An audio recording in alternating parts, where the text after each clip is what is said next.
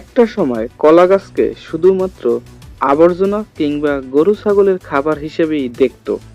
সেই কলা গাছগুলোই এখন উন্নত দেশগুলির ফ্যাক্টরির প্রধান কাঁচামাল। ফেলে দেওয়া আবর্জনার কলা গাছ এখন একটা ফ্যাক্টরির মিলিয়ন মিলিয়ন ডলারের কাঁচামাল হিসেবে তৈরি হয়। দেখুন, সেটাই এখন আপনাদেরকে দেখাবো। এই অবিশ্বাস্য যাত্রা শুরু হয় কলার বাগান থেকে।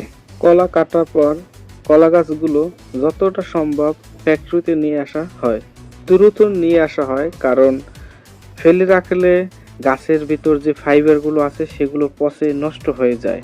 কাজেই ফ্যাক্টরিতে আনার পর 24 ঘন্টার মধ্যেই এর কাজ শুরু করে দেয়, প্রক্রিয়া শুরু হয়ে যায়।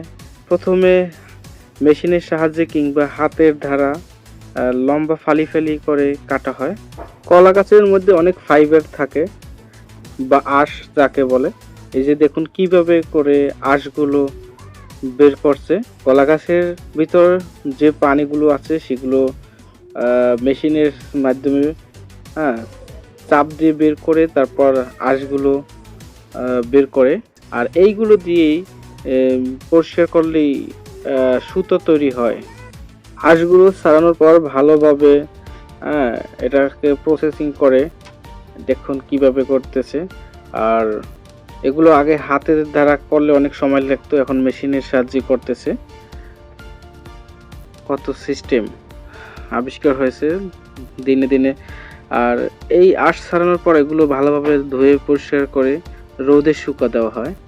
ধোয়া ও শুকানোর পর এই ফাইবারগুলো সাদা ও গ্রেডিং দেখা যায়। খুব ভালোভাবে গ্রেডিং করা হয় যাতে করে কোন ফাইবারগুলো দিয়ে সুতা তৈরি হবে এবং কোন ফাইবারগুলো দিয়ে কাগজ তৈরি করবে তারা আলাদা করে নিচ্ছে বা আলাদা করে নেয়।